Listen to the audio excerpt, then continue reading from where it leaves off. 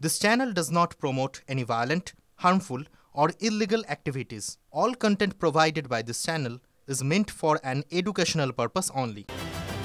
সীমান্তে অনুপ্রবেশ আশঙ্কা, জালে একের পর এক পাসপোর্ট জালের চক্রী। স্টেট ইন্টেলিজেন্সের ব্রাঞ্চ থেকে বা থানায় থানায় পাঠানো হলো নির্দেশিকা। কথা বলবো, আমাদের সঙ্গে রয়েছেন আমাদের প্রতিনিধি সুজয়। সুজয়, ঠিক কি নির্দেশিকা দেওয়া হয়েছে?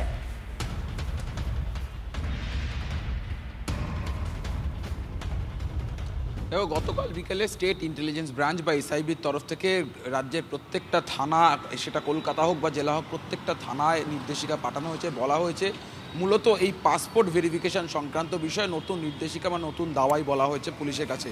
যেমন তার মধ্যে বলা হয়েছে যে এখন থেকে গ্রাউন্ড এনকোয়ারি করবে সংশ্লিষ্ট থানা, অর্থাৎ আবেদনকারী যে থানা এলাকার বাসিন্দা।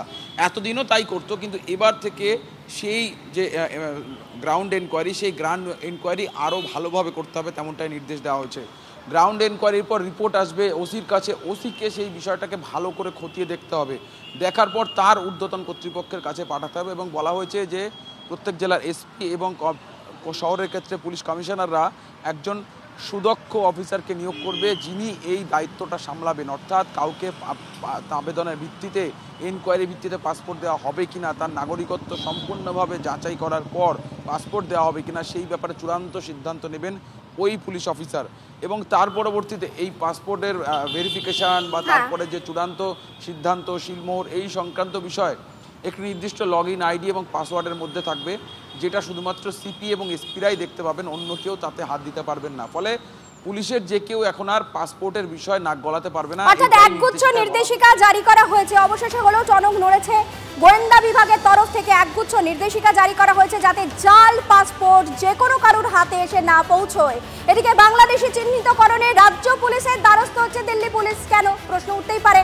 আমরা জানার চেষ্টা করব আমাদের প্রতিনিধি জ্যোতির্ময় কর্মকারের থেকে। জ্যোতির্ময়, ঠিক কি কারণে রাজ্য পুলিশের দ্বারস্থ দিল্লি পুলিশ?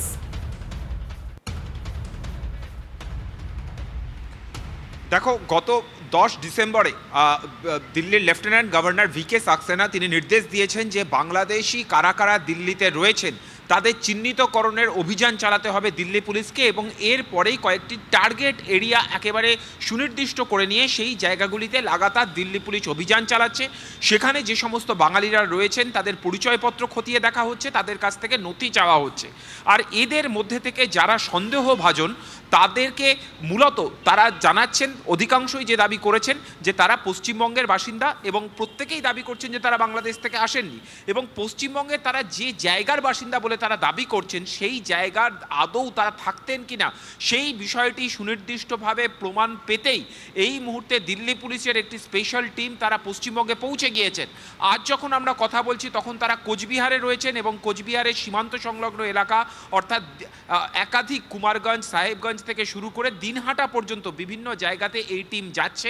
পশ্চিমবঙ্গ পুলিশকে সঙ্গে নিয়ে তারা যে ডকুমেন্টস দিল্লিতে তারা হাতে পেয়েছে সেই ডকুমেন্টসের বাস্তবায়ন বা তার একেবারে তার সঠিকভাবে বৈধ কিনা সেটা তারা সরজমিনে খতিয়ে দেখছেন পশ্চিমবঙ্গের মাটিতে। যে খবর আমরা পাচ্ছি, পশ্চিমবঙ্গ পুলিশের সহযোগিতা নিয়ে দিল্লি পুলিশের এই স্পেশাল টিম মালদা, মুর্শিদাবাদ, দিনাজপুর সহ একাধিক জায়গাতে তারা ঘুরবে, এবং এক্ষেত্রে সরাসরিভাবে পশ্চিমবঙ্গ সরকারের কাছ থেকে সহযোগিতার আবেদন জানিয়েছে কেন্দ্রের। অর্থাৎ সীমান্তবর্তী বেশ কিছু জেলাকে বেছে নেওয়া আছে। ধন্যবাদ জ্যোতির্ময়, ধন্যবাদ সুজয়, মহাদেব, শুভতোষ এবং সিজা, তোমাদের পাঁচজনকেই ধন্যবাদ জানাই আমাদের সামনে আপডেট তুলে ধরার জন্য। এবার আপনাদের সামনে যে তথ্য তুলে ধরবো তা হলো একটা জমি দখলে। এ যেন মগের মুলুক, একেবারে জমি দখল করে জাঁকিয়ে বসেছিলেন বাংলাদেশিরা। অভিযোগ পেয়ে তৎপর হয়েছে বিএসএফ।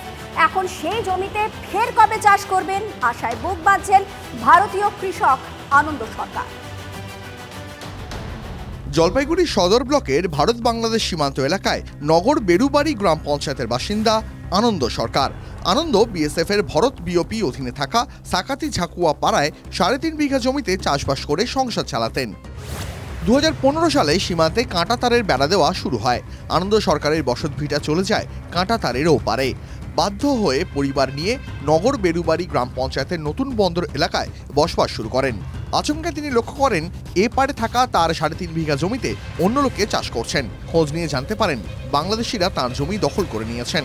আমাদের জমিটা বাংলাদেশের লোকেরা আর কি চাষাবাদ করে। তখন আমরা বলছি, হ্যাঁ দখল করে নিল, যে আমরা যাই নাই। তখন আমরা বলছি, তখন বলে যে ওগুলা ওদের জমি। তখন আমরা বিএসএফ কে বলছি, তখন বিএসএফ ও বলছে, তাও তবু ওরা ছাড়ে নাই। বিএসএফ এর 93 নম্বর ব্যাটালিয়নের কাছে লিখিত অভিযোগ দায়ের করেন আনন্দ। অভিযোগ পেয়ে খতিয়ে দেখে বিএসএফ। এরপর বাংলাদেশের কাছে প্রোটেস্ট নোট পাঠানো হয়। ভারত বাংলাদেশের আধিকারিকরা যৌথ সমীক্ষা চালান। দুই দেশের ফ্ল্যাগ মিটিংয়ে আনন্দ সরকারের জমি নিয়ে আলোচনা হয়। তারপর জমিটি উদ্ধারের প্রক্রিয়া শুরু হয়েছে। হ্যাঁ, জরিপের কাজ শেষ। এখন কি আশা করছেন? এখন আশা করছি মানে জমিটা যাতে পাই। ওরা তো বিএসএফ আধিকারিকরা বলছে যে জমি ছেড়ে দিবে, ফ্ল্যাগ মিটিং হয়েছে। এখন কবে নিজের জমি হাতে পাবেন, সেখানে আবার চাষাবাদ শুরু করবেন, সেই অপেক্ষায় কৃষক পরিবার। জলপাইগুড়ি থেকে নীলেশ্বর সান্যালের রিপোর্ট, টিভি9 বাংলা। আরজিকর আন্দোলনে যোগ দেওয়া শিল্পীদের বয়কটের হুঁশিয়ারি এবার কুণাল ঘোষের। তৃণমূল নেতার তীব্র আক্রমণ, মিথ্যা বিকৃত পোস্টমর্টেম রিপোর্ট নিয়ে নাটক করা হয়েছে। তৃণমূল আয়োজিত অনুষ্ঠানে এমন শিল্পীদের যেন দেখা না যায়। আরজিকরের নিন্দা করেছে বলে বাদ একদম না, 100% নিন্দা করবেন, কেন করবেন না? আরজিকরের ঘটনা খারাপ ঘটনা। যারা ওই অমুকের গালে গালে জুতো মারো তালে তালে, কখনো হচ্ছে বাংলাদেশের মতো পালাতে হবে, একটা মিথ্যা বিকৃত পোস্টমর্টেম রিপোর্টের নামে বাইরে আসা জিনিস নিয়ে নাটক। আমাদের দলের তৃণমূল কংগ্রেসের নেতৃবৃন্দ, আয়োজক, এমন কোনো অনুষ্ঠানে যেন এমন কোনো শিল্পীকে দেখা না যায়, এমন কোনো ব্যক্তিকে দেখা জানা যায় গত 2.5-3 মাস ধরে যারা অবাঞ্ছিত অতিরিক্ত কুৎসা করে ব্যক্তিগত স্বার্থে মানুষকে প্ররোচিত করেছেন, বিভ্রান্ত করেছেন। যদি এই নিয়ে কোনো কনফিউশন থাকেন, শীর্ষ নেতৃত্বের সঙ্গে কথা বলে নিন। তৃণমূল কর্মীদের আবেগে আঘাত লাগছে, সকলেরই একেবারে শিল্পী তালিকা খতিয়ে দেখা উচিত। সতর্ক থাকতে হবে যে আমি অমুক এজেন্টকে দিলাম বা অমুক ইভেন্ট কোম্পানিকে দিলাম, তারা এমন কাউকে ডেকে আনলো যে 2 মাস আগে যে বাংলাদেশের তুলনা দিয়ে এখানে মুখ্যমন্ত্রীকে আক্রমণ করেছে, দলকে আক্রমণ করেছে, বড় বড় বিপ্লব করেছে, আর এখন অ্যাডভান্স নিয়ে ওই টাকা নিয়ে এসে তৃণমূলের মঞ্চে নাচ গান করবে, ওসব এবার হবে না।